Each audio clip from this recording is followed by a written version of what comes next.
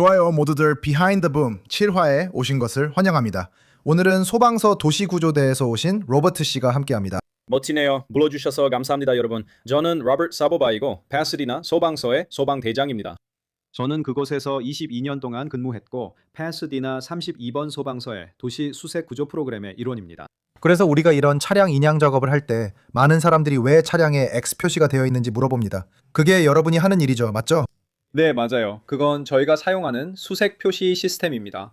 차량이 이미 수색되었는지 알 수 있어서 같은 작업을 중복하지 않게 해줍니다. 예를 들어 엔젤레스 크레스트에서 차량이 도로 옆으로 떨어지면 저희가 그 신고를 처리합니다. 때로는 차량이 너무 멀어 저희가 회수하지 못할 때도 있습니다.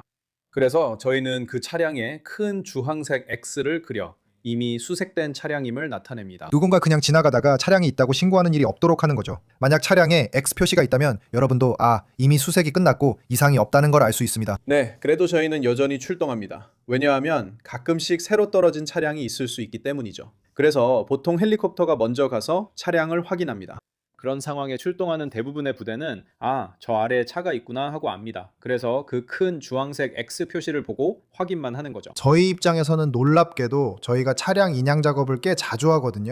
알렉스는 자신의 회전식 견인차에 등산 장비, 하강 장비 같은 멋진 장비들만을 위한 전용 칸이 따로 있어요. 그런데 저희가 하는 작업의 대부분, 정말 놀라울 정도로 많은 비율이 저희가 알게 된 건 사람들이 100피트든 400피트든 500피트든 직접 걸어서 올라와서 도움을 요청한다는 거예요.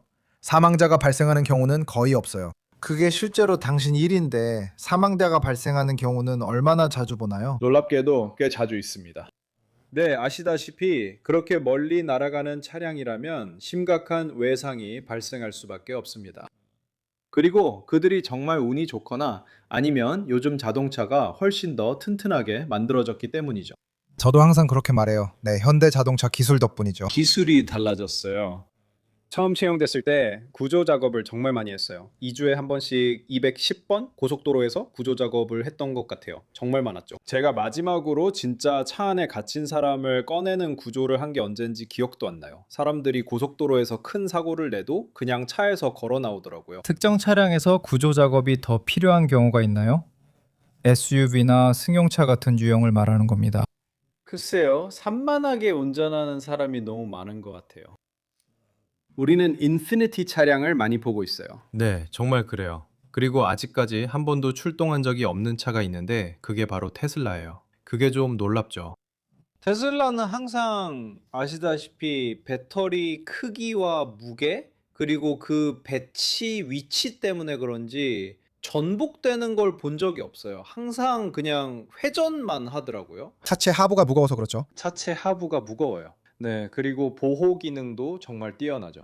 생각해보니 테슬라가 아래로 떨어진 사고를 처리한 적 있나? 네, 2번 해봤어요.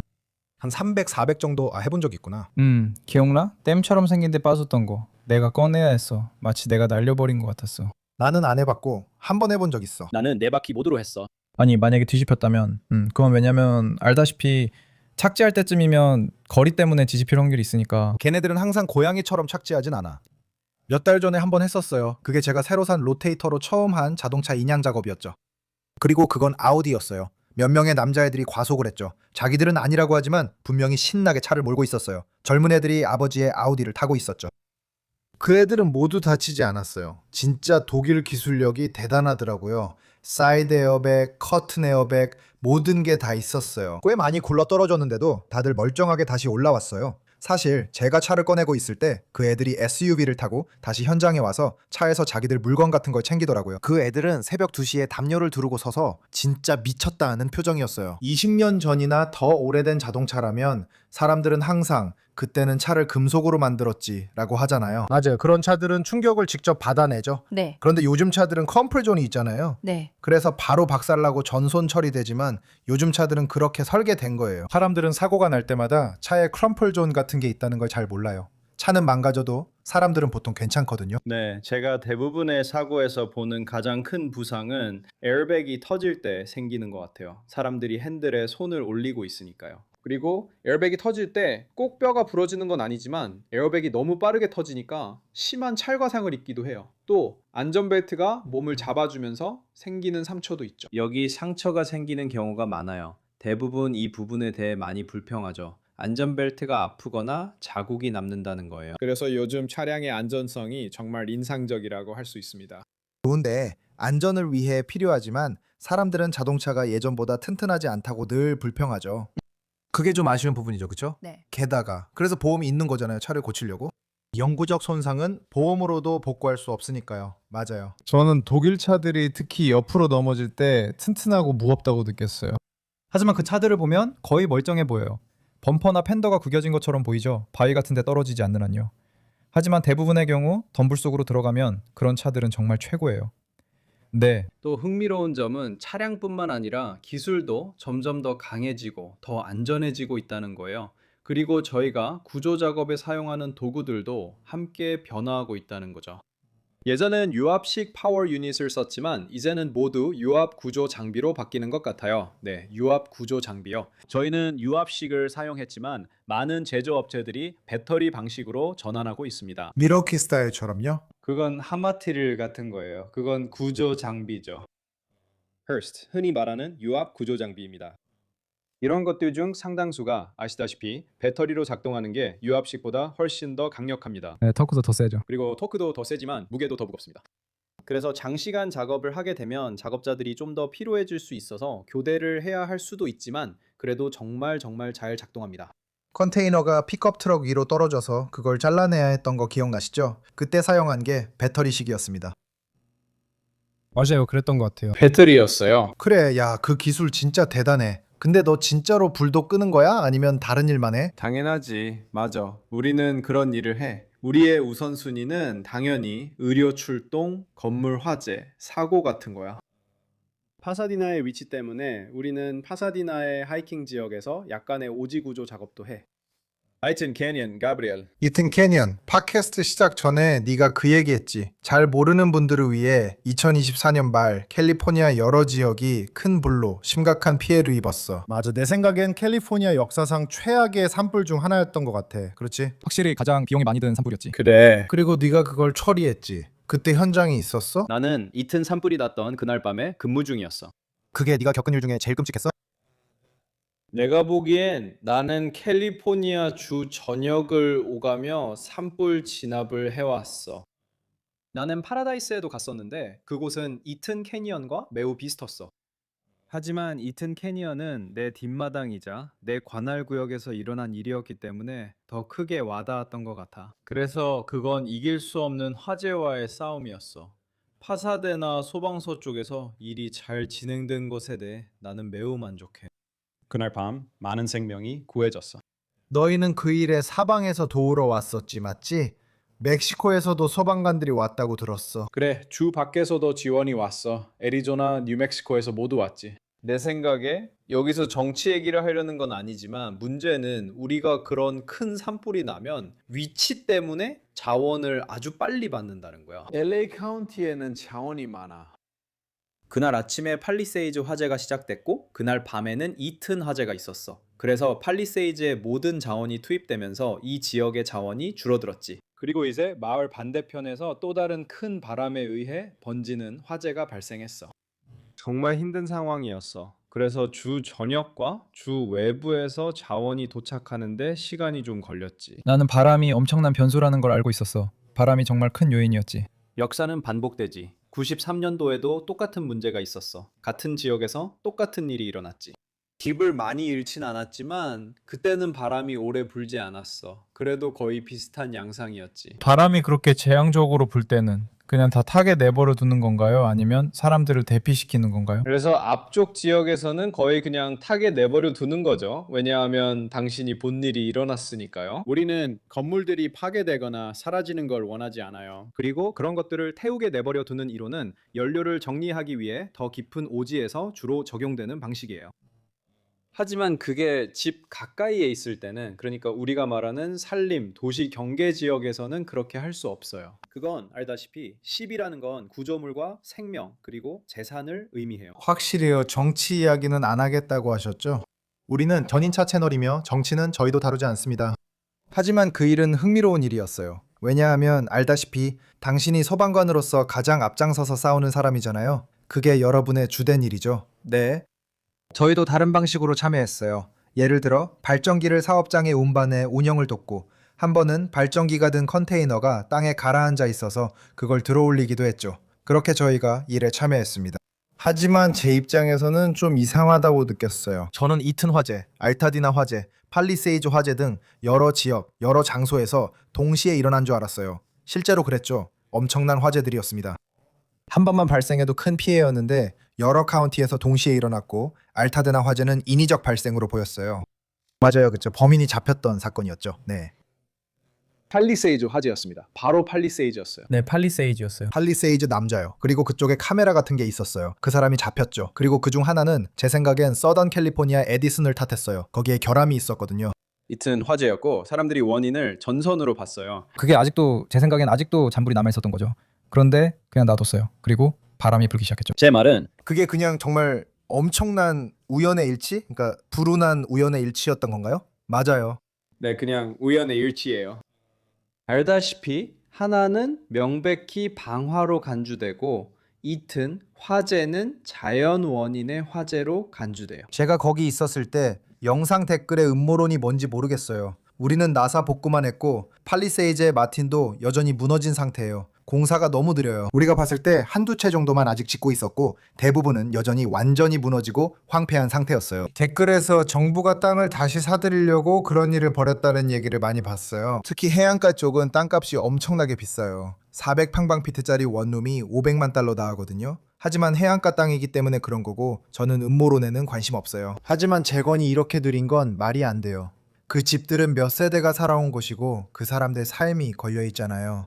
파라다이스는 2018년에 일어났고 아직도 재건 중이에요. 지역 사회가 완전히 사라져 시간이 오래 걸린다는 걸 보여줍니다. 여기에는 훨씬 더 많은 과정이 있죠.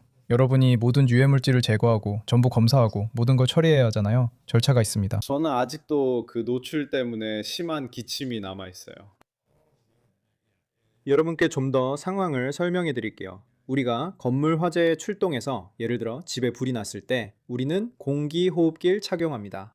우리는 들어갈 때 모든 보호 장비를 착용해서 우리를 보호합니다. 그리고 그 집 안에 뭐가 있는지 모릅니다. 성면이 있을 수도 있고 차고에 뭘 보관하고 있는지도 모릅니다. 그래서 우리는 가능한 최고의 보호 장비를 갖추고 있습니다.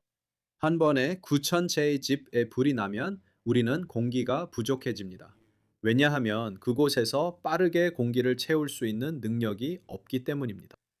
그래서 어쩔 수 없이 해야 할 일을 해야 합니다. 그리고 수십 년 동안 가족 대대로 차거나 집안 곳곳을 청소하지 않은 집들에는 성면이나 각종 화학 물질 같은 다양한 것들이 정말 많았습니다. 그게 바로 우리가 들이마시던 독성 물질이었습니다.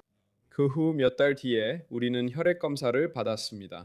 그리고 아이튼 화재에 있었던 모든 사람들은 모두 혈중 납수치가 매우 높게 나왔습니다. 와. 그게 최고의 장비를 사용했을 때도 그런 거죠. 우리는 무슨 후진국 장비를 쓰는 게 아니잖아요. 다 좋은 장비를 갖추고 있었는데도요. 아니요. 네. 그래서 그걸 계속 모니터링 하는 게 좋았어요.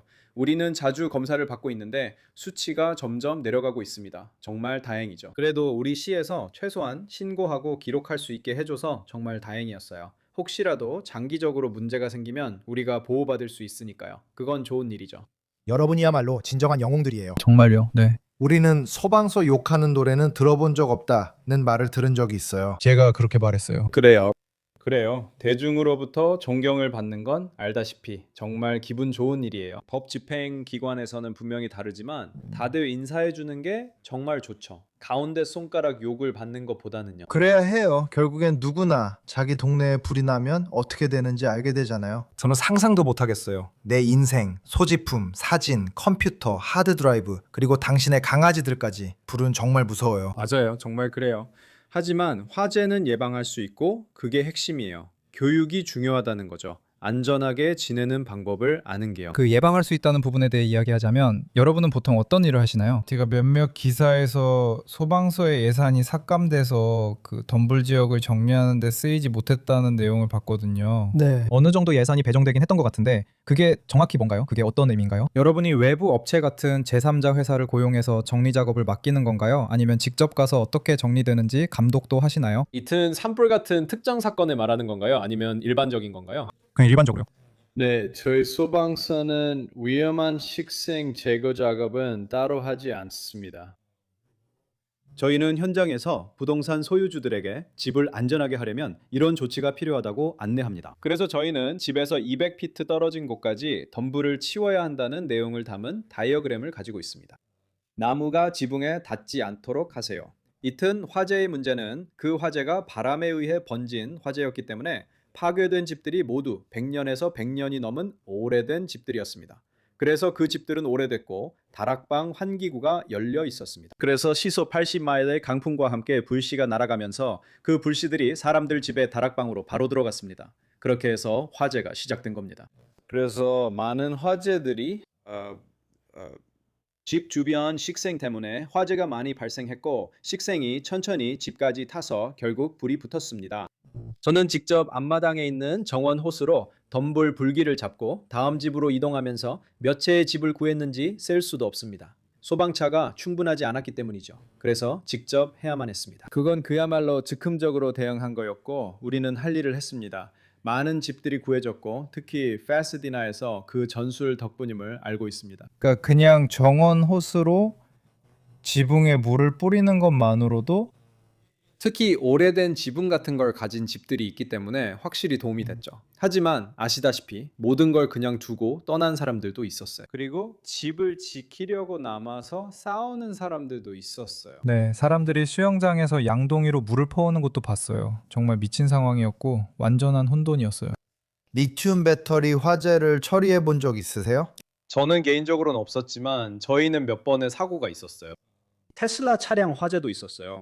저희는 사람들이 배터리팩을 쓰레기통에 버리는 경우도 있었고 그게 너무 뜨거워지면 감당하기 어렵게 됩니다. 저희가 그런 일을 한 적이 있어요. 아마 47번 고속도로 항구 근처 제럴드 데스몬드 다리에서 있었던 일을 아실 수도 있겠네요.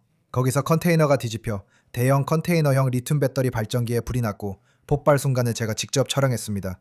그 영상이 제 촬영본입니다. 컨테이너 폭발 영상이 퍼졌고 그들은 다리 위에서 이틀 3일 그냥 태우게 뒀어요. 유튜브에선 많은 사람들이 전문가인 척하고 모두가 내 일, 당신 일도 안다고 해요. 온라인에선 모두가 전문가죠.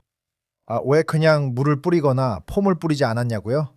그리고 나중에 현장에서 실제로 소방관들과 얘기해보니까 그 사람들이 저한테 그러더라고요.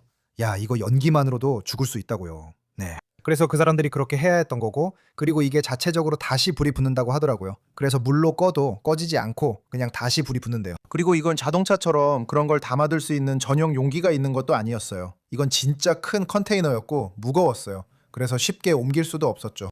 그 일로 세계에서 가장 바쁜 항구 중 하나가 이틀 3일 멈췄고 우리가 다시 나가야 했어요. 주지사도 있었습니다. 네, 소방서에서 중장비로 그걸 들어 올리고 지지대를 설치해야 했어요. 거의 3일간 이어진 엄청난 일이었죠. 그리고 저는 항상 궁금했어요. 그 일이 끝난 후에 중장비 구조대 제시와 얘기했을 때도 그게 계속 마음에 남았거든요. 설령 그들이 원한다고 해도 우리에게 그 일을 하도록, 그러니까 그걸 바로 세우고 이런 작업을 하도록 허락할 수 없었어요. 왜냐하면 그게 너무 치명적이고 독성이 강했으니까요. 그래. 그리고 독성이 있죠. 그래서 저는 그게 미래라고 생각해요. 앞으로 5년, 10년이 지나면 더 많은 전기차와 테슬라 트럭이 월마트 트레일러 같은 걸 끌고 다닐 거예요. 이런 것들이 미래의 일부가 될 거예요. 여러분은 그런 상황에 어떻게 대비해서 훈련을 받고 있나요? 왜냐하면 이런 차량들이 도로에서 사고가 나는 건 피할 수 없고 불이 날 수도 있으니까요. 그런 일이 생기면 차량을 3일간 방치하고 도시를 대피시키는 건 말이 안 되죠. 그건 굉장히 독성이 강하죠. 분명히 그걸 뒷받침하는 많은 연구와 문서들이 있습니다. 정말로 알다시피 그건 흡수를 통해서도 들어오고 숨을 쉴 때 들이마시게 됩니다.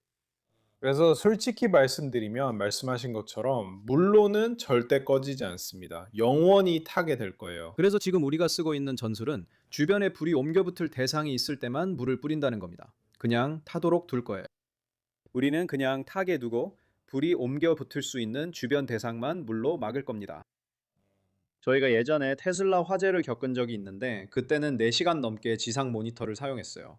지상 모니터는 대형 상업용 건물 화재에 사용하는 장비인데 그냥 그 자리에 두고 계속 물을 쏘는 거죠. 그 테슬라에도 그렇게 해야 했어요. 4시간 동안이었죠. 이런 종류의 화재와 4시간 동안 싸워야 했습니다. 테슬라가 앞선 건 알고 있어요. 예전엔 포드 F150이 캘리포니아에서 가장 인기 있었던 것 같아요. 그러니까 상상해보세요. 제가 말했듯이 지금으로부터 5년 후에는 그 수가 2배로 늘어난다고 생각해보세요. 그리고 다른 제조사들, 웨이모 같은 회사들도 인기를 얻게 되고 테슬라 로보택시도 곧 출시될 거잖아요. 누군가 뭔가를 발명하지 않는 한 진짜 악몽이 될 거예요. 물 말고도 그 폼 얘기는 어때요? 사람들이 쓸 수 있는 어떤 폼이 있다고 하던데요. 폼이 있긴 한데 말씀드렸듯이 폼은 물이랑 같이 써야 해요. 그러니까 기본은 물이죠. 네. 그래서 어떤 제조사들은 화재 진압 담요라고 부르는 걸 만들고 있다는 걸 알고 있어요.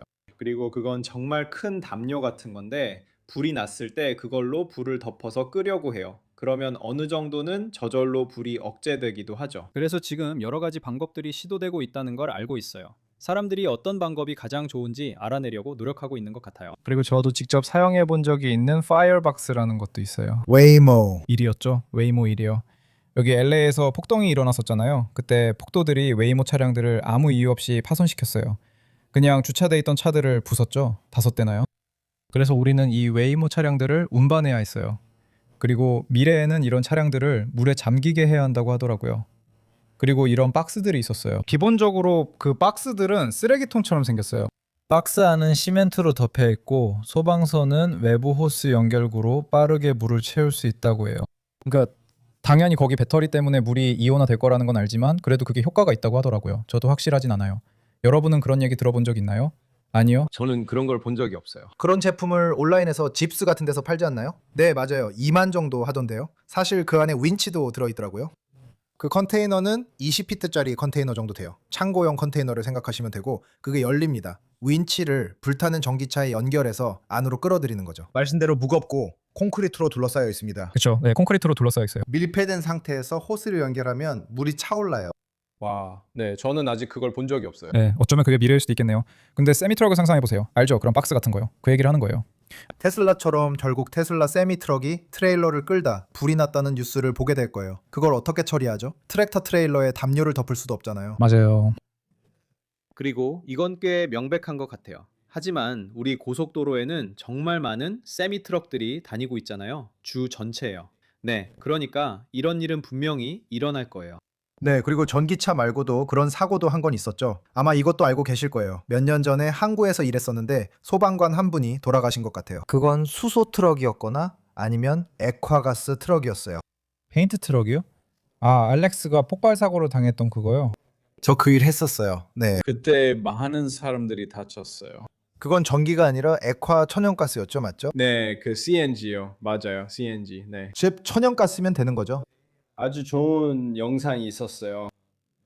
소방서에서 우리가 다치면 보통 부서에서 그런 일이 다시 일어나지 않도록 훈련을 마련하곤 해요. 그래서 로스앤젤레스 소방서는 모두가 자신의 이야기를 나누고 그 사건에서 배운 점을 공유할 수 있도록 정말 잘해줬어요. 왜냐하면 이런 일은 또 일어날 수밖에 없거든요. 그게 우리가 하는 일의 본질이죠. 네. 그래서 이런 경험들로부터 배우는 게 정말 중요해요. 우리는 이런 걸 아찔한 순간이라고 부르기도 하고 만약 공무 중 순직 사고가 발생하면 그로부터도 배우게 됩니다. 그런 일들이 일할 때 저를 두렵게 해요. 여러분이 불을 끄고 폭발이 나면 저희 회사가 그걸 들어올려 운송용 트레일러에 실어야 하거든요. 그래서 한 번 더 폭발했을 때도 저는 또다시 폭발할 거라고는 생각하지 못했어요. 하지만 리튬 같은 경우에는 그게 바로 그런 거죠. 그걸 운송하는데 적재함 위에서나 견인 중에 불이 나거나 2차 폭발이 일어난다고 상상해보세요. 저도 그때 그게 폭발했을 때 근처 건물에 피해를 줬던 걸 알아요. 거긴 고철 처리장이었고 탱크가 매립 트랙 위로 수백 피트 날아갔어요. 그래서 제가 직접 운전해 내려가 윈치로 끌어올려 다른 것들과 함께 트레일러에 실었어요. 어쨌든 이게 미래죠. 그렇죠? 그리고 개선할 수는 있지만 사실상 그 모든 것들이 시한폭탄이나 다름없어요. 네, 맞아요. 큰 파이프 폭탄이라고 하셨죠? 네, 그건 폭탄이에요. 그리고 여러분이 대응하셨는지는 모르겠지만 210 고속도로에서 실제로 CNG 쓰레기 트럭에 불이 붙는 사고가 있었어요. 그거 직접 하신 거예요? 네, 그게 제가 한 거예요.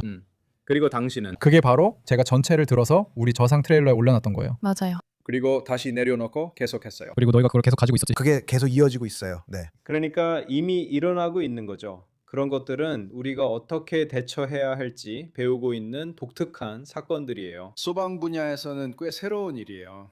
앞으로는 그런 문제들이 모두 해결되길 바래요. 네. 그러니까 차단 장치 같은 게 있긴 하지만 실제로 차단 장치에 접근할 수 없는 상황도 있을 거고 그럴 땐 그냥 태우게 놔둬야 할 때도 있어요. 맞아요. 우리 일의 묘미는 우리가 일할 때 이런 사진들이나 큰 사고 현장들을 보면 아무리 많은 훈련을 받아도 제조사에서 특정 리프트 포인트나 차단 스위치가 있다고 해도 항상 인간의 실수를 예측할 수는 없다는 거예요. 누군가는 잘못 사용하거나 멍청한 행동을 할 수 있습니다. 제조사가 예상치 못한 방식으로 사고가 날 수 있고, 예를 들어 특정 각도와 속도로 충돌하면 폭발할 수도 있습니다. 그러니까 이런 큰 사고나 화재를 막기 위해 모든 가능한 결과를 예측할 수는 없잖아요. 그렇죠? 그럴 수 없죠. 모든 상황이 저마다 독특하니까요. 흔한 경우들은 예측할 수 있지만 예상 못한 상황도 종종 생겨요. 그럴 땐 이런 건 생각도 못했네 라고 하죠. 이런 상황에서 저희가 나서야 하며 그게 제 일입니다. 어떻게 하면 가장 안전하고 최선으로 처리할지 고민해야 합니다. 안전하고 효율적으로. 네, 그리고 때로는 저희가 답을 모를 때도 있어서 선생님처럼 전문가분들을 불러서 조언을 구하기도 합니다. 여러분은 어떻게 생각하세요? 저희는 그런 제안에 모두 열려 있습니다. 네, 그게 제가 좋아하는 점이에요. 여러분과 패서디나나 LA 카운티에서 함께 일한 적도 있거든요. 그리고 때로는 다른 회사들이 경험이 없다는 말을 하고 싶어서가 아니라요. 그리고 우리는 좋은 업무 관계라고 생각해요. 예를 들어 그 화재 작업, 아니, 그 쓰레기 트럭이요, 맞죠? 여러분은 그걸 고속도로에서 치우고 싶어 했죠. 그날 로즈볼에서 행사가 있었던 것 같아요. 네, 여러분이 그랬던 것 같아요. 그래서 차선을 정리하고 모든 걸 치우고 싶어 했죠. 그리고 여러분은 아직 연기가 나는 상태에서도 제가 그걸 만지한 채로 들어 올리게 해주셨죠. 네, 맞아요. 그래서 제가 그걸 들어 올렸을 때 트럭 한 대에 걸린 무게가 거의 7만 파운드쯤 됐던 것 같아요. 어떻게 계산해도 정말 엄청난 무게죠. 저를 믿고 공중으로 들어 올려 안전한 곳으로 옮길 수 있게 해주셔서 여러분이 일을 할 수 있었습니다. 그리고 저는 그게 중요하다고 생각해요. 특히 소방서 입장에서는 믿고 함께 협력할 수 있는 견인 업체와 로테이션 체계가 있는 게 중요하죠. 네, 맞아요. 저희가 큰 구조 작업을 할 때마다 사건이 끝난 후에도 그 자리에 남아 있습니다. 환자는 이미 병원에 가 있고 저희는 그 자리에 남아서 견인차가 올 때까지 기다립니다. 그리고 저희는 마치 벌떼처럼 몰려가서 견인 기사분들에게 이것저것 질문을 하기 시작하죠. 지금 무슨 생각하세요? 뭘 하세요? 라고 묻고 그분들의 생각을 듣고 배웁니다. 이렇게 해야 더 잘할 수 있고 큰 도움이 됩니다. 그래서 저희는 견인차 회사와 함께 일하는 걸 정말 즐깁니다. 저희도 좋아하지만 부담이 크죠. 저희도 부담이 큽니다. 예전에 콜튼 리버사이드에서 트레일러 견인 영상을 찍었는데 그게 제 영상 중에서도 조회수가 특히 높은 편이었죠. 그분들은 여러분만큼 훈련받지 않았고 LA 카운티에서 보는 사고도 덜 본 것 같아요. 트랙터 트레일러가 다리 밑에 끼어 못 움직였는데 제가 다리 위에서 그걸 들어 올렸어요. 제가 정말 대단한 조작을 해서 그걸 들어 올리고 올려놨는데 소방사 사람들이 와서 이봐요, 이게 힘든 일인 건 알지만 가능하다면 도와줄 수 있나요? 우리는 이런 구조 작업을 해본 적이 없고 카운티나 시에서 쓰는 로테이터나 대형 구조 트럭도 없어요 라고 하더라고요. 그래서 그분들이 남아서 정말로 그렇게 하더라고요. 제 아울리거나 무게 같은 것들에 대해 질문을 했어요. 그래서 제가 네, 만약 쉬운 작업이면 여러분이 조종장치를 만져봐도 돼요 라고 말했죠. 안타깝게도 불가능했어요. 정말 고난도의 조작이라 영상으로 봐야 이해됩니다. 저는 나무를 데드맨처럼 이용해 밑에서 끌어내고 들어올리는 등 대단한 일을 했어요. 그래서 결국 그분들에게 조종장치를 넘기지 않았어요. 사실 저희는 그런 식으로 직접 조작해 보시게 하는 걸 좋아하거든요. 제 친구 션처럼 벤틀링겐에 있는 친구인데 그는 토런스에서 소방서와 함께 1년에 한 번씩 훈련을 해요. 왜냐하면 앞으로 우리가 협력해서 일해야 하는 상황이 생길 테니까요. 정말 그렇죠. 저는 트랙트가 차들 위에 올라가 있거나 그 안에 사람이 갇힌 현장도 해봤고 전에도 소방 쪽과 함께 일해봤어요. 그들이 우리의 전문성을 믿기 때문이죠. 예를 들어 트럭을 들어야 저 사람을 꺼낼 수 있다는 식입니다. 네, 이제 여러분을 만났으니 앞으로 여러분이 가능한 날에 연락을 드려서 여러 대의 자동차를 주문하고 그 자동차들을 쌓아놓을 예정입니다. 저희는 지게차로 다양한 상황을 만들 수 있습니다. 여러분을 초대해 요청 시 어떻게 하실지 보여주시면 구조 작업에서 함께 배우고 협력하며 관계를 쌓을 수 있을 것 같습니다. 네, 정말 멋질 것 같아요. 말씀드렸듯이 그런 일은 언젠가 일어날 테니까요. 네. 그리고 저는 더 많은 소방서들이 견인차 회사에 연락해서 함께 나와서 이런 훈련을 해야 한다고 생각합니다. 하지만 저희는 아무래도 당신의 대형 견인차에 더 관심이 있는 것 같아요. 아시죠? 로테이터 말이죠. 로테이터요. 네, 정말 대형이죠. 그리고 저희가 당신들을 부른다는 건 도움이 필요하다는 의미예요. 네. 네, 확실히요. 저랑 알렉스 둘 다 그런 경험이 있어요. 제 아버지도 마찬가지고 수년간 많은 소방 대장들과 함께 훈련하셨어요. 카스테이크의 야드 훈련장이 있죠? 네, 그건 카운티 소방서 근처에 있는데 위에 발베르데가 있어요. 맞아요. 그건 데빌이라고 불려요. 그래서 그는 많은 일을 하며 우리에게 전수해줬고 우리는 구조 작업을 함께 수행할 수 있는 몇 안 되는 회사예요. 이건 아무 견인차나 가진 사람이 할 수 있는 일이 아니에요. 왜냐하면 때로는 정말로 목숨이 걸린 사람들과 함께 일해야 하거든요. 맞아요. 그래서 만약에 아무것도 모르는 사람이 견인차를 보내서 후크를 걸어볼까? 이런 식으로 하면 누군가를 죽일 수도 있어요. 네, 정말 그래요. 그리고 이건 정말 한치의 차이로 생사가 갈릴 수 있는 일이에요. 그리고 이 일은 정말 위험해요. 그래서 저는 우리 둘 다 훈련이 더 중요하다고 생각해요. 그래야 서로 같은 생각을 하고 경험도 쌓을 수 있으니까요. 네, 훈련과 관계가 중요하죠. 저는 몇 번의 현장에서 소방관들, 아니 실제로는 대장님들이 제가 일하는 걸 본 적이 있어요. 그리고 거기에는 분명 제가 모르는 다른 대장님도 계셨어요. 그분들은 안 돼, 그건 못해 라고 하셨죠. 그런데 어떤 분이 오셔서 아니야, 내가 이 사람이 이 일 하는 걸 봤어. 한번 해보게 해줘야 해 라고 하셨어요. 그래서 저를 보내주셨어요. 그분이요.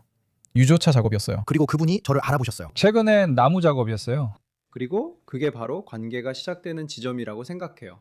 함께 훈련을 시작하면 신뢰가 쌓이거든요. 그리고 아시다시피 더 큰 기관에서 일할 때는 상황이 달라요. 거기에는 직원이 너무 많아서 그날 누구를 만나게 될지 알 수 없거든요. 그 사람은 그 지역 출신이 아닐 수도 있고 그 출동권에 나온 사람일 수도 있습니다. 하지만 저희는 파사데나처럼 8개의 소방서가 있어 더 작은 부서입니다. 그래서 하루 동안 더 자주 얼굴을 볼 수 있어요. 8개의 소방서라고 하셨죠? 네, 저희는 8개의 소방서가 있습니다. 그리고 그게 작은 부서라고 하셨죠? 그건 작은 부서로 간주될 거예요. LA는 정말 컸죠. 네, LA 카운티는 정말 큰 부서예요. LA 시도 큰 부서고 롱비치도 큰 부서입니다. 그리고 글렌데어 파사디나는 중간 정도로 간주될 거예요. 큰 부서에는 몇 개의 소방서가 있나요? 100개가 넘어요. 와, 네. 8개는 100개에 비해 정말 적네요. 네, 분명합니다. 그 지역에는 여러 부서와 도시가 있고 도시마다 자체 소방 부서가 있습니다. 어떤 곳은 소방서가 하나뿐이고 어떤 곳은 3개, 5개, 8개일 수도 있습니다. 네, 그래서 그게 우리 지역이고 LA 시와 LA 카운티가 가장 큰 곳들이에요. 그리고 그 다음이 롱비치입니다. 그리고 글렌데일과 파사디나는 비슷한 규모예요. 흥미롭네요. 네.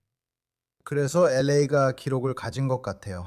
네, LA 카운티에는 그 2개의 기록만 있어요. 그리고 그들은 제 생각엔 카운티 로테이터입니다. 아마 캘리포니아 전체에서 합성 윈치라인을 쓰는 유일한 로테이터일 거예요. 알고 계셨나요?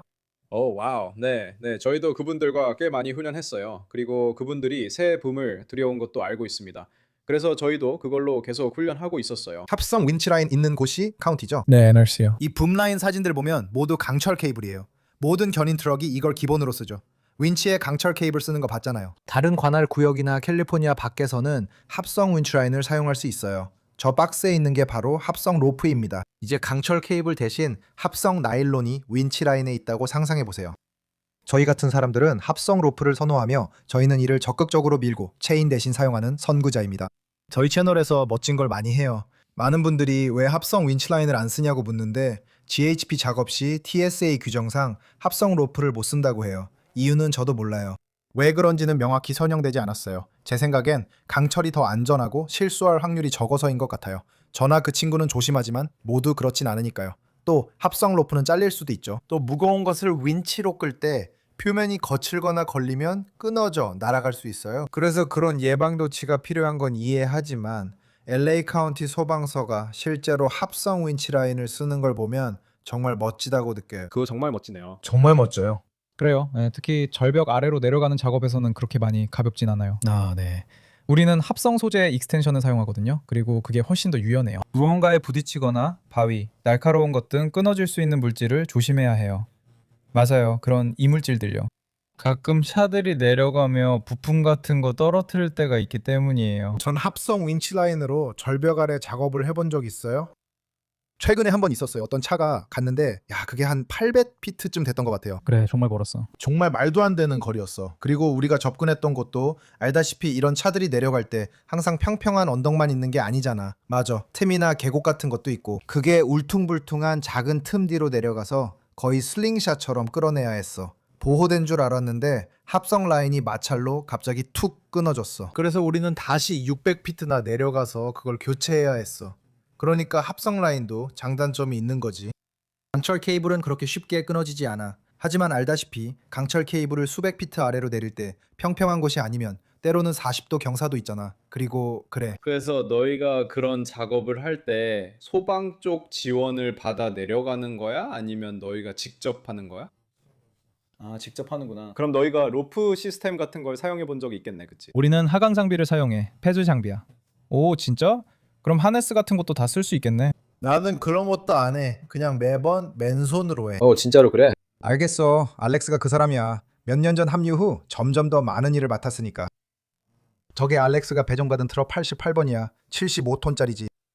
그래서 저 트럭은 정말 괴물이지. 그리고 좁은 구역, 예를 들어 엔젤러스 크레스트 같은 곳에서 조종하기에 더 좋아. 왜냐하면 뒷바퀴 축이 올라가는 기능이 있어서 그런 곳에서 쓰기 편하거든. 그래서 좁은 곳에도 더 잘 들어가고 알렉스가 많은 일을 하면서 더 똑똑하게 일하게 됐어. 댓글 중에 많은 사람들이 알렉스에게 좀 더 안전하게 해야 하니까 이걸 사라 라고 조언했어. 그래서 알렉스가 그걸 사고 업그레이드도 했지. 그래서 그 풀리 시스템 같은 것도 다 직접 해. 좋네. 그래. 그래야 하는데 내가 이걸 시작했을 때가 20대 후반이었잖아. 그땐 더 젊으니까.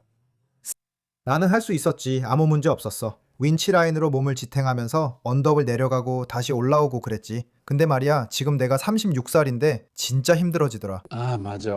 특히 7월 중순 기온이 103도일 때 그걸 하면 정말 힘들다. 내려가는 건 괜찮아 친구. 하지만 다시 올라가는 게 문제지. 그리고 땅이 미끄러워지고 가지를 잡으면 부러지고 그래. 그래서 네가 무슨 말 하는지 정확히 알아. 그래, 알잖아. 엔젤레스 구규림은 정말 가파르거든. 정말 가파라. 여기는 북미에서 가장 가파른 지형 중 하나야. 기슭에서 정상까지. 가장 가파른 이유는 산 안드레아스 단층 때문이야.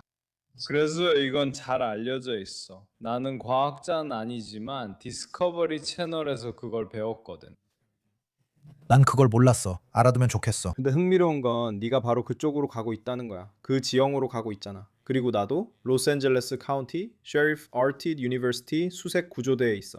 나는 거기서 자원봉사자로 수색 구조 대원이야. 그리고 우리는 그 지역을 꽤 잘 알고 있지. 등산객들이 길을 잃거나 가파른 절벽에 갇히는 일이 흔해. 그곳은 금방 가파라져서 잘 인식하지 못할 수도 있어. 이런 곳을 내려가거나 가로질러 갈 때 15, 18m 정도의 수직 절벽이 있을 수도 있어. 그리고 너는 이런 상황은 우리도 정말 자주 겪어. 그래, 그래서 사람들이 절벽에 갇히는 일이 정말 흔해. 아니, 불행한 질문이지만 혹시 이런 경우에 등산객들이 길을 잃어서 사망한 적이 있나요? 왜냐하면 우리가 그곳에 올라가면 휴대폰 신호가 전혀 안 잡히거든요. 맞아. 숲에서 사망사고가 정말 많아. 너희는 신호가 잡히는지 모르겠지만 우리는 신호가 전혀 안 잡혀. 그래서 우리가 한 건 AT&T 비즈니스 요금제에 응급대응 요원용 특수 유심이 있거든. 우리 아이패드는 신호가 잡히지만 트럭 안이나 어딘가에 있어. 일반인은 그런 걸 쓸 수 없을 것 같아. 길을 잃고 전화도 못하면 큰일이야. 그래, 그래서 일반인들은 911로 문자 메시지를 보내면 그게 전달돼. 그러니까 꼭 전화 통화가 아니더라도 문자를 보내면 바로 관제센터로 전달되는 거야. 그리고 보안관이나 소방서에서 전화를 받은 사람이 그 문자를 통해 위치 좌표를 받을 수 있어. 그건 사실 짚고 넘어가야 할 좋은 점이야. 그래, 기술이 점점 발전하고 있어. 나도 전혀 몰랐어. 이걸 보고 있는 분들께 말씀드리자면 만약 긴급 상황에 처했을 때 서비스가 없어도 911로 문자를 보낼 수 있어. 도와주세요. 이렇게 보내면 돼. 그래, 이건 웃을 일이 아니야. 그래서 문자를 받으면은 위치가 잡히고 그러면은 우리가 그 사람이 어디 있는지 알 수 있어. 그리고 보통 오지에 있고 거리가 멀면은 헬리콥터를 띄워. 헬리콥터가 현장 정찰과 상황 파악을 해. 예를 들면 야, 그건 아마 일반적으로 알려진 사실이 아닐 거야. 왜냐면 아이폰이 위성 문자 같은 기능을 내놓고 있는데 이게 완전히 새로운 거거든. 그리고 모든 공포 영화에서 살인마가 다가올 때 도움을 요청하려고 하면 항상 서비스가 없어서 전화를 못 하잖아. 그런데 그런 영화에서 그냥 문자로 도와줘, 마이클 마이어스가 나를 쫓고 있어 라고 보낼 수 있는 거지. 맞아. 911 맞아. 널 찾을 때쯤엔 넌 이미 죽어 있을 거야. 하지만 그건 안 좋아. 그래. 기술이 점점 좋아지고 있어요. 헬리콥터도 그렇고. 여러분도 가지고 있나요? 적외선 장비도. 조각할 수 있나요? 네, 헬리콥터에는 적외선 장비와 열 화상 장비가 있어요. 네, 그들도 그런 장비를 갖추고 있고 특히 밤에 사용해요. 요즘 드론이 큰 이슈입니다. 그래서 드론이 꽤 많이 사용되고 있고 사람들을 찾아내고 있어요. 네, 그래서 알타데나는 꽤 잘 갖춰진 드론 프로그램을 가지고 있어요. 우리는 여기서 드론을 정말 좋아해요. 이렇게 차량도 점검할 수 있어 굳이 누군가를 절벽 아래로 보낼 필요 없어요. 재미있게도 저 위에 있을 때 CHPL을 작성하고 차량 점검 후 180 보고서를 써야 해요. 가끔 사람들이 위에서 번호판 보여? 라고 물으면 드론 8배 줌으로 확인하고 네, 2015년식 닛산 번호판입니다. 준비됐어요, 엑스레이 찰스? 이거요. 라고 답하죠. 600피트 아래로 내려갈 필요도 없어요. 그리고 그게 정말 게임 체인저죠. 왜냐하면 마지막으로 원하는 건 누군가가 단지 거기 내려가서 일을 하거나 그 차에 X 표시가 있는지 확인하려다가 다치거나 목숨을 잃는 거니까요. 그리고 제가 정말 많이 듣는 댓글에 대해 답변하자면 일부는 농담이지만 어떤 사람들은 정말 몰라서 그래요. 헬리콥터 구조 얘기하셨죠? 직접 타보셨나요? 저희는 헬리콥터는 없지만 함께 훈련을 많이 해서 저도 들어 올려진 적이 있어요. 저도 헬리콥터를 타본 적이 있고 화재 진압과 수색 구조 양쪽 모두에서 헬리콥터와 함께 훈련을 많이 합니다. 그와 관련해서 사람들이 저에게 자주 묻는 질문 중 하나가 왜 그렇게 걸어서 올라가세요? 그냥 헬리콥터로 차를 꺼내면 안 되나요? 라는 겁니다. 그건 애초에 현실적이지 않습니다. 여러분이 타는 헬리콥터가 사람은 들어올릴 수 있어도 차까지 가능한 등급인가요? 아니요? 그렇죠. 그런 헬리콥터나 훈련도 없잖아요. 근데 있잖아요. 소방서에서 흔히 있는 일이 뭐냐면 큰 산불이 나면요. 알겠죠? 그리고 그게 외진 곳에서 일어나요. 가끔 우리가 스파이크 아웃이라고 부르는 상황이 있는데 그건 현장에 남아서 거기서 자고 아침에 일어나서 바로 일하는 걸 의미해요. 왜냐하면 이동 거리가 너무 멀어서 현장에서 빠져나왔다가 다시 들어가면 체력만 소모되니까요. 그래서 그들이 하는 일은 작업 구역 근처에 정해진 위치로 보급품을 헬기 아래 매달아 운반하는 거예요. 그래서 정의의 산불 진화 대원들은 큰 공간을 만들고 모든 덤불을 치우고 나무를 다 베어내서 흙바닥을 만듭니다. 그리고 K-MAX 헬리콥터는 한 명이 조종하고 2개의 로터가 달린 작은 헬리콥터로 무거운 물건도 들어 올릴 수 있습니다. 그리고 그 헬리콥터들은 수천 파운드의 물, 음식, 보급품, 체인, 연료 같은 것들을 슬링 로드로 옮길 수 있도록 설계되어 있습니다. 그걸 그곳에 내려주고 다시 이륙합니다. 그리고 바로 거기서 제가 그런 작업이 이루어지는 걸 본 적이 있습니다. 정말 멋지네요. 네, 정말 효율적이에요. 그렇게 귀한 자원을 써서 추락한 G-35를 꺼내려는 건 말이 안 돼요. 그 비용은 누가 내겠어요? 그건 비상 헬리콥터잖아요. 그건 산림청을 통해 계약된 거예요. 맞아요. 그냥 전화해서 프로그레시브 보험 있어요? 헬리콥터 써주세요. 보험사에 청구해주세요. 라고 할 수 없어요. 비용이 많이 들어요. 제가 마지막으로 최근에 본 건 불을 일으킨 타워들, 그러니까 이든 화재를 시작한 타워들을 철거할 때였어요. 그들이 가서 에디슨 직원들과 함께 헬리콥터로 타워를 들어 지상으로 옮겼어요. 그래서 타워를 조사 목적으로 운반할 수 있었죠. 그러니까 저런 헬리콥터들은 실제로 사용돼요. 전력 회사에서 쓰이고 있죠. 그렇게 해서 전력 설비를 공수하는 거예요. 그게 정말 완벽한 활용 사례죠. 그러니까 있잖아요. 그런 게 필요하죠. 정말 멋지네요. 네, 정말 흥미롭게 보이네요. 그래서 우리는 당연히 저 아래로 내려가서 거기서 온갖 것들을 볼 수 있죠.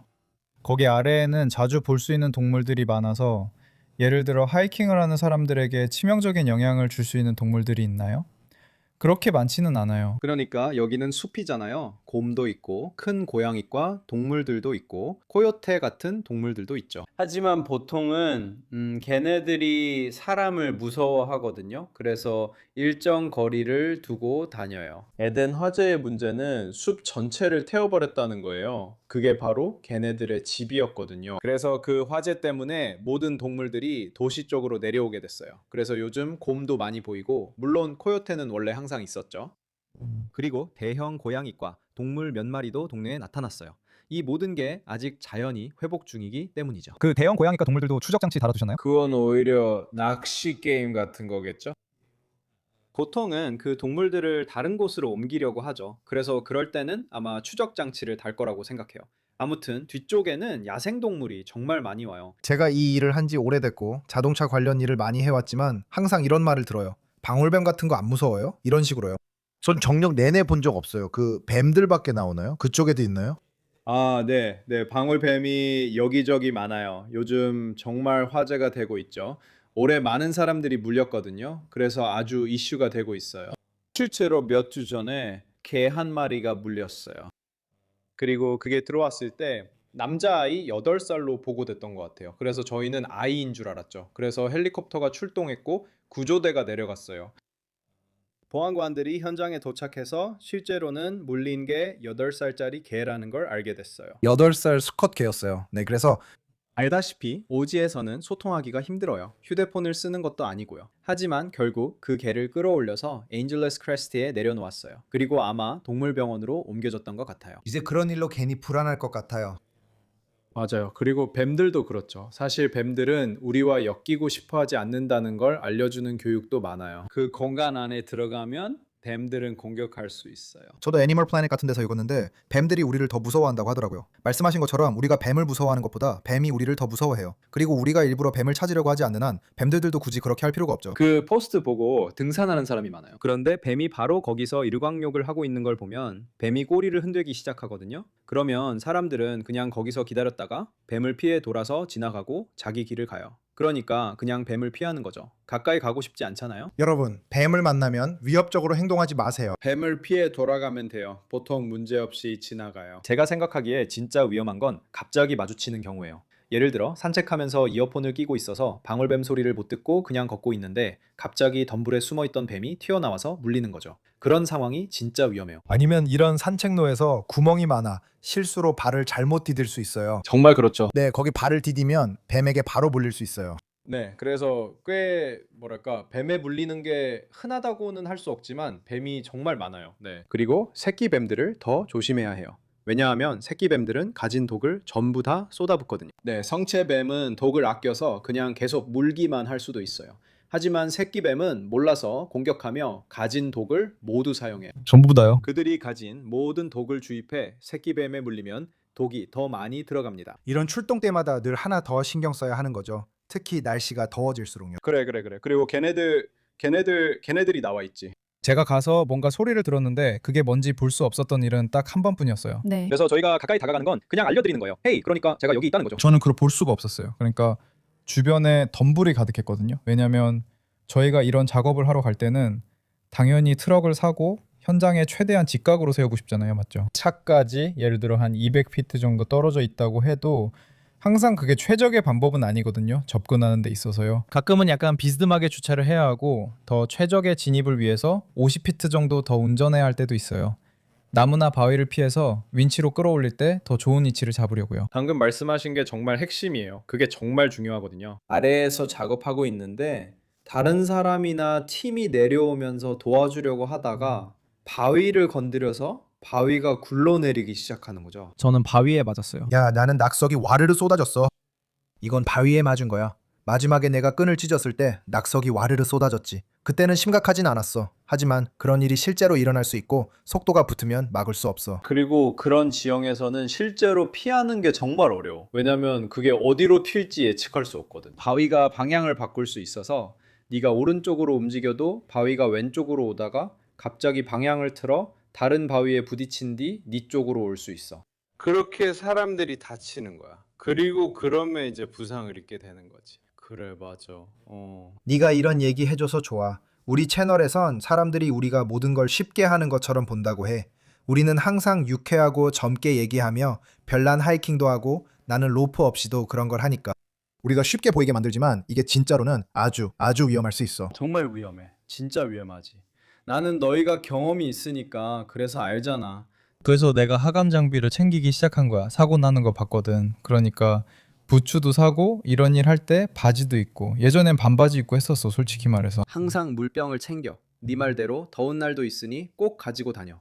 그리고 어느 순간 갑자기 네가 과소평가하게 돼. 나도 전에 해봤거든. 별로 힘들어 보이지 않잖아. 막는 덤불도 별로 없고 그냥 내려가기 시작하지. 차에 도착하면 지쳐있고 일어나면 미끄럽다는 걸 과소평가해.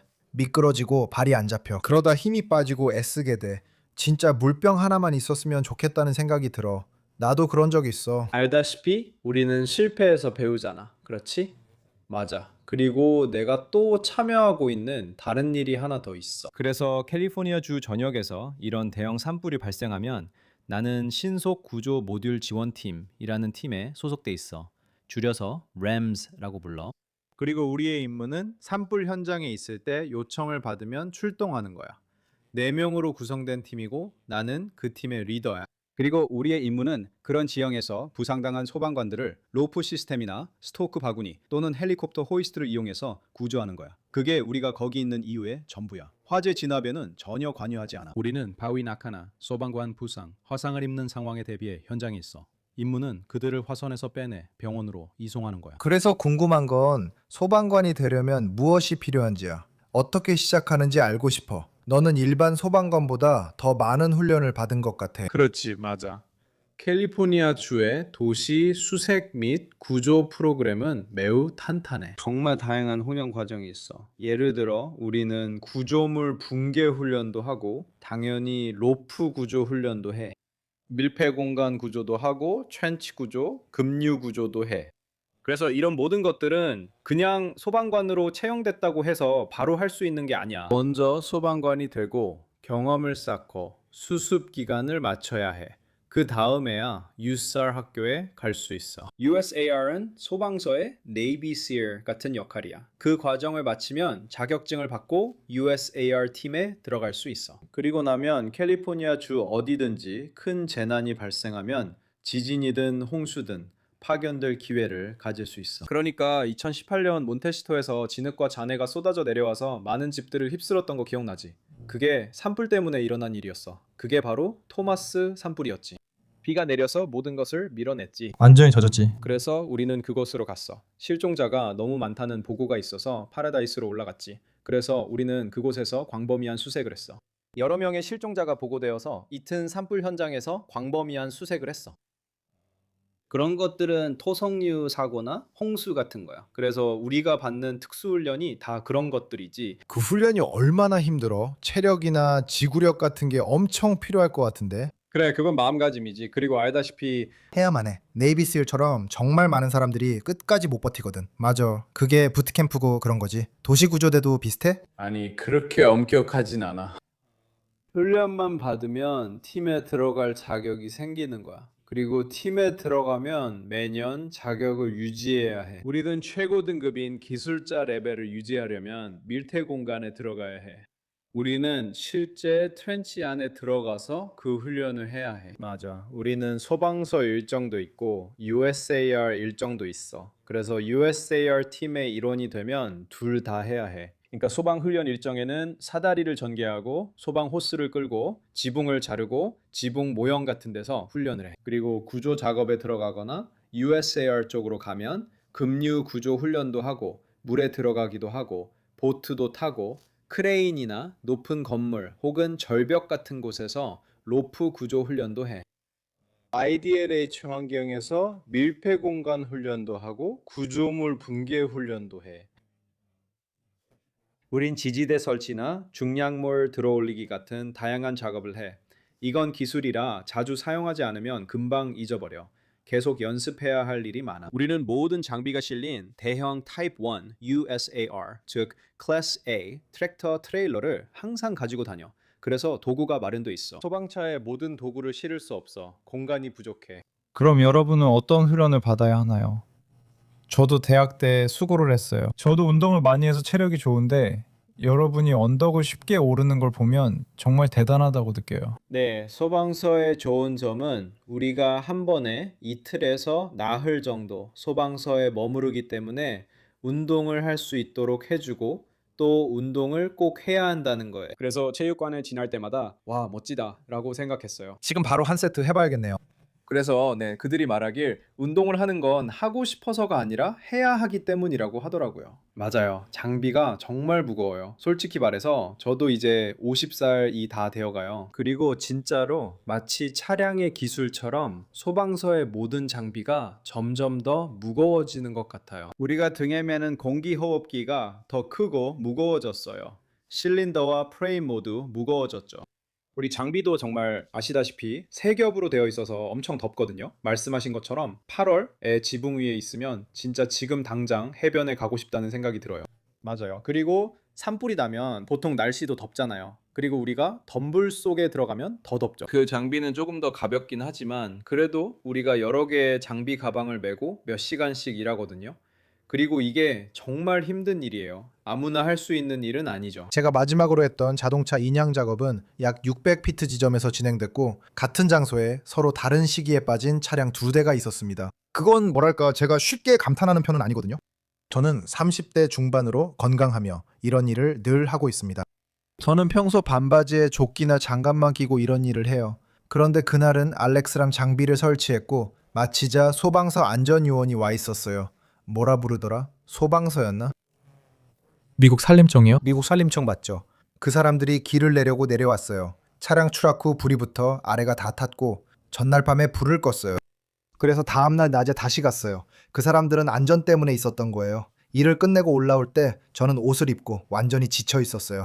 저는 산림청 직원들이 장비를 입고 체인 같은 전기톱을 어깨에 메고 지나가는 걸 봤어요. 한 손으로 들고 있었고 정말 대단하다고 생각했어요.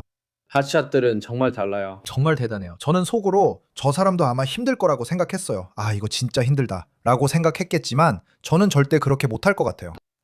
그리고 그가 입고 있던 장비며 정말 못생기고 큰 헬멧까지 엄청 덥잖아요. 그걸 다 착용하고 버티는 건 정말 엄청난 체력의 증거였어요. 그런 체력은 정말 처음 봤어요. 그래서 바로 그런 사람들이 제가 말했던 산불 현장에서 계속 쫓아다니면서 다치지 않게 챙겨야 하는 사람들이에요. 만약 다치면 그들을 데리고 나오는 게 제 일이죠. 그래서 정말 힘든 일이에요. 정말 힘든 일이죠. 진짜로 몸이 고달파집니다. 저도 저 사람들 보며 지치더라고요. 정말 대단하고 존경스러워요. 그들은 확실히 산불 정의의 대원들이고 산불 진압 분야의 엘리트들이에요. 그건 그들이 엄청난 열정을 가지고 있고 자기 일이 정말 좋기 때문이에요. 그리고 미친 듯이 운동도 하죠. 이제 그 이유를 알겠죠? 상상할 수 있어요. 그게 다른 어떤 것보다 유산소 운동이 더 많을 것 같아요. 당신이 말했듯이요. 아, 그건 그들이 장비를 가지고 있었기 때문이었군요. 그들은 아래에서 나무를 자르고 이런저런 일을 하면서 그 모든 장비를 직접 들고 내려가야 했어요. 헬기로 옮기는 게 아니라 직접 들고 내려가고 다시 들고 올라와야 했죠. 그리고 그 언덕은 정말 가파랐어요. 수백 피트나 되는. 그래서 그들이 가장 가파른 지형에 있는 거예요. 소방차 등 어떤 것도 갈 수 없으니까요. 그분들 보상받길 바랍니다. 많이 힘드셨을 거예요. 그분들은 확실히 임금 인상이 필요해요. 저도 동의해요. 그건 제가 상상할 수 있는 일이 아니에요. 그런 걸 할 수 있는 사람을 저는 몰라요. 네, 그건 힘들죠. 정말 힘든 일이에요. 이제 1시간 가까이 됐네요. 알렉스, 마지막으로 할 말 있나요? 네, 아니요. 그냥 감사하다는 말씀을 드리고 싶어요. 말씀드렸듯이 우리 분야와 여러 군 분야의 협력은 항상 매우 중요하다고 생각합니다. 그래서 모든 소방서와 관계를 쌓는 것이 중요하다고 생각합니다. 앞으로 더 많은 견인 업체들이 여러분과 함께 훈련에 참여할 수 있기를 바랍니다. 그래서 대형 사고나 구조 작업 때 우리가 함께 협력할 수 있는 거죠. 아시겠죠? 네. 그리고 소방 서비스에서 우리가 겪는 가장 큰 단점 중 하나는 우리가 출동했던 현장에서 배우는 걸 좋아한다는 거죠. 그리고 정말 어려운 점은 우리 훈련센터에 하루 종일 차량이 들어와도 우리가 그 차량을 자르고 훈련을 하거나 밖에 나가서 훈련을 하더라도 하지만 가장 구하기 어려운 건 세미트럭, 즉 트랙터만 있는 차량인데 우리가 자주 겪는 사고를 재현할 수 있는 차량이에요. 예를 들어 자동차가 트레일러 밑에 낀 상황을 만들어 장비로 들어올리는 연습을 합니다. 우리에겐 실제로 들어올릴 수 있는 놀라운 장비들이 있습니다. 저도 그 장비들 봤어요. 정말 대단하던데요. 차량 지지대도 있더라고요. 그리고 당신은 파라텍스요. 바로 그 스테빌라이저입니다. 이것들도 들어올릴 수 있어요. 그리고 우리는 소방차도 들어올릴 수 있는 완전히 새로운 에어백도 가지고 있어요. 전부 공기로 작동하고 위로 올려줍니다. 그래서 이런 도구들은 우리가 출동한 이후에 대응 역량을 더 높이기 위해 구입한 것들입니다. 하지만 이제 우리가 여기서 친구가 되었으니까 앞으로 여러분을 부를 거예요. 저희는 그런 것들을 배우는 걸 정말 좋아하거든요. 그리고 여러분이 그냥 차를 들어 올려서 그게 어떻게 작동하는지, 여러분이 어떻게 걸고 고정하는지 보여주기만 해도 그게 특히 우리에게는 정말 도움이 된다고 생각해요. 우리에게는 알렉스의 번호가 있으시죠? 그러니까 계속 연락하면서 그걸 준비할 수 있을 것 같아요. 그리고 마무리할 때쯤이면 여기가 캘리포니아잖아요. 사실상 1년 내내 여름이고 크리스마스에도 여기서는 80도 정도 될 거예요. 눈보라 같은 건 거의 없죠. 하지만 이제 곧 봄이 오고 한 달만 지나면 여름이잖아요. 6월이니까요. 사람들이 잘 모를 수도 있는 화재 예방을 위한 간단한 팁이나 우리가 무심코 하고 있는 위험한 행동들에 대해 조언해 주실 수 있나요? 충전기를 밤새 꽂아두는 것처럼 또 어떤 사소하지만 위험한 행동이 있을까요? 네, 요즘 전국적으로 많이 이슈가 되는 주제 중 하나가 바로 전동 스쿠터나 전기 자전거를 과도하게 충전해서 화재가 발생하는 경우입니다. 충전 중에 기기가 뜨거워지고 그러다 보면 다음 순간에 불이 날 수 있습니다. 저도 그런 영상 봤어요. 차고에서 폭발하던데요. 중국 브랜드처럼 규제 없는 제품도 있죠? 그래서 저도 제 아들이 그런 전기 자전거를 가지고 있어서 항상 강조해요. 완전히 충전되면 바로 플러그를 뽑으라고요. 그냥 계속 꽂아둘 필요가 없다고요. 아이폰에는 충전 제어 기능이 있어서 일정 %에 도달하면 자동으로 충전을 관리해요. 똑똑하죠? 하지만 말씀대로 모든 전기 자전거나 바이크에 그런 보호 장치가 있는 건 아니죠. 사람들이 제품을 개조하기도 하고 제조사의 보증 범위를 벗어나서 사용하기도 하잖아요. 그래서 네, 그냥 충전 끝나면 플러그 뽑으세요. 맞죠? 네, 그게 가장 안전한 방법이죠, 당연히. 그리고 당연히 연기 감지기도 꼭 설치하세요. 출동해 보면 연기 감지기가 없는 집이 많습니다. 연기 감지기는 효과적이며 생명을 구할 수 있습니다. 맞아요. 연기 감지기가 삐 소리를 내면 배터리 교체 신호지만 사람들은 귀찮게 여깁니다. 이산화탄소 경보기도 마찬가지입니다. 그래, 그게 소리 없는 살인자야. 꼭 필요해. 그리고 그거 싸. 나는 일산화탄소 감지기를 스마트로 바꿨어. 싸게 살 수 있어. 정말 싸. 그래, 연기 감지기랑 일산화탄소 경보기가 합쳐진 것도 있어. 그게 왜냐면 나는 집 보안 시스템으로 비빈트를 쓰고 있는데 카메라용으로 말이야. 그리고 거기서도 요즘은 모든 게 스마트하잖아. 맞아. 그리고 그런 것들, 그러니까 일산화탄소 경보기랑 연기 감지기 같은 것들은 싸. 알지? 그게 네 목숨을 구할 수도 있잖아. 그래, 네 목숨만 구할 수 있다면 나는 돈을 내. 그러이지 좋은 투자야. 정말 고마워. 네 헌신에도 감사해. 멋진 일 하고 있고 커리어도 대단해. 모두가 이번 에피소드를 즐겼길 바란다. 멋져 친구, 고마워. 고마워 로버트. 고마워. 정말 감사해 친구. 그래.